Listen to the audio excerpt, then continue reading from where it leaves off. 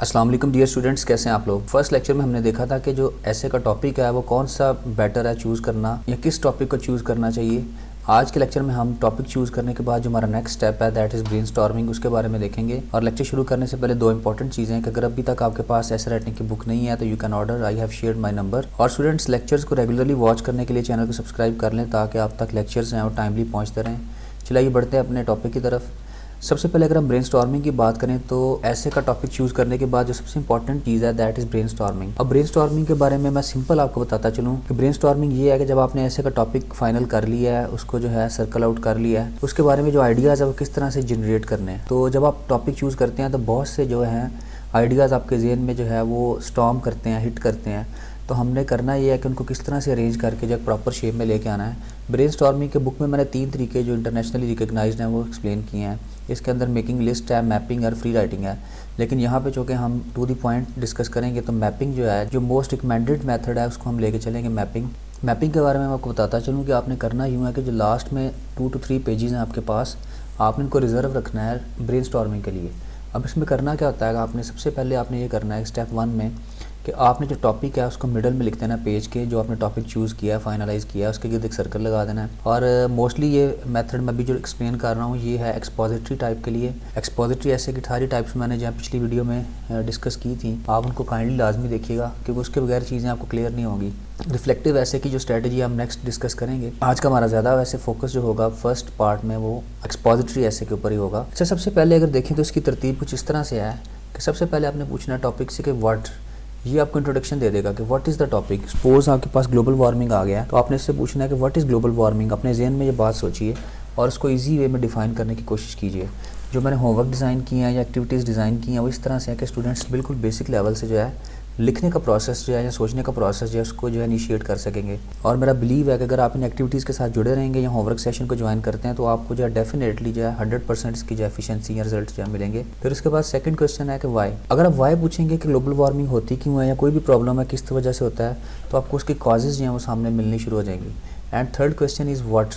अगर आप दोबारा व्हाट पूछेंगे तो आपको इफ़ेक्ट्स जो हैं उसके क्या असरात, इसके जो है क्या इसके पॉसिबल जो हैं रिजल्ट्स या आउटकम्स या इसके जो इफेक्ट्स हैं वो निकल सकते हैं। और नंबर 4 पे है कि हाउ से मुराद है कि किस तरह से हम इस चीज़ को ओवरकम किस तरह कर सकते हैं। अगर कोई प्रॉब्लम है या कोई चीज़ है, कोई इशू है, इसमें सजेशन या सोल्यूशंस जो आपके सामने आएंगे। अब इसका प्रॉपर तरीका देखते हैं। सबसे पहले पेपर में सपोज ग्लोबल वार्मिंग आ जाता है तो इसको आपने सेंटर में लिख के इसके गिर्द एक सर्कल लगाया, फिर एक साइड पर आपने इसकी कॉजेज़, फिर इफेक्ट्स, फिर सजेशंस या सोल्यूशंस और लास्ट में अपने कंक्लूजन की तरफ चला गया। अब इसको देखते हैं ज़रा कॉजेज़ की तरफ अगर हम चलते हैं सबसे पहले तो फर्दर आप कॉजेज़ वाली साइड पे मज़ीद जो है सर्कल्स हैं उनको अटैच करके आप उनकी कॉजेज़ 1 बाय 1 जो भी आपके जहन में आ रही हैं पहले इनको रैंडमली लिख लीजिए। इस तरह मेरे सामने अगर आ रही है chlorofluorocarbon, CFCs, forest blazes, green house gases, industrial development या वॉल्केनोस, ये सारी की सारी कॉजेज़ यहाँ ग्लोबल वार्मिंग में इजाफा करती हैं। फिर इसके बाद इफेक्ट्स जो हैं, पॉसिबल इफेक्ट्स आप देख सकते हैं इसके क्या असरात हो सकते हैं। आप इनको बेशक कैटेगराइज कर लें ह्यूमन लाइफ पे या जिस तरह से भी आप करना चाहें इसके जो असरात हैं। तो ये आपकी एक्टिविटी भी है कि आपने कमेंट सेक्शन में एटलीस्ट 2 इफेक्ट्स जो ग्लोबल वार्मिंग के बताने हैं इस मैसेज को लिखते हुए, ताकि वो बच्चे जो सेशन को जो है होमवर्क सेशन को नहीं भी ज्वाइन कर रहे वो भी जो है इस मैसेज है वो अपना फ़ायदा उठा सकें। दैन सोल्यूशंस की तरफ बढ़ेंगे और आपने नीचे कमेंट में 2 सोल्यूशंस भी मुझे बताना है कि ग्लोबल वार्मिंग के क्या सोल्यूशंस हो सकते हैं। अच्छा, एक क्लू मैं आपके साथ शेयर करना चाहता था कि आप इजीली जो है सोल्यूशंस अरेंज कर सकते हैं अगर आप रिवर्स कर देते हैं कॉजेज़ को। अब नंबर 2 पे आपने जो बड़ी इंपॉर्टेंट चीज़ है वो ये है कि आपने फर्स्ट थिंग फर्स्ट आपने प्रायोरिटाइज़ करना है हर आउटलाइन को। जो आपने वहाँ पे इफ़ेक्ट्स या सोल्यूशंस या कॉजेज़ जो है उनको फाइंड आउट किया है, उसके बाद आपने करना यूँ है कि लेड पेंसिल लेनी है और उनको नंबरिंग कर लेनी है वहाँ पे।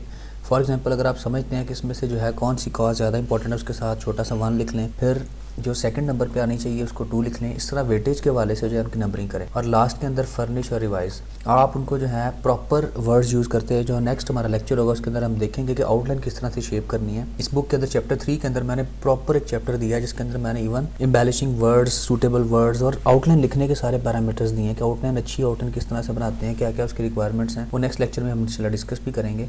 अब ये बुक में से मैंने जो है ओरिजिनल ऐसे जो सॉल्व हुआ था ये उठाया।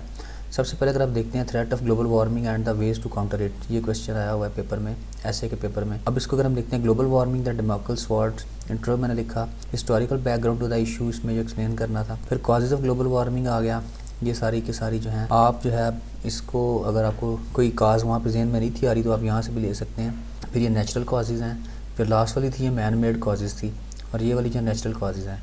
फिर हम बढ़ते हैं इफ़ेक्ट्स की तरफ, तो ये सारे के सारे इफ़ेक्ट्स हैं ग्लोबल वार्मिंग के, और लास्ट के अंदर जो वे फॉरवर्ड या सजेशन हैं, सोल्यूशन हैं, वो ये हैं, और फिर हम कंक्लूजन कर देंगे। ये बुक का जो पेज है ये मैं आपके साथ शेयर कर रहा हूँ। उसके बाद आगे एक्टिविटी। अब आपने करना क्या है, आपने कमेंट सेक्शन में मुझे बताना है ग्लोबल वार्मिंग जो है उसकी कोई एक काज, कोई एक इफ़ेक्ट और एक सोल्यूशन आपने जो है मुझे पेश करना है। आप बुक में से भी ले सकते हैं और आप इंटरनेट से भी हेल्प ले सकते हैं।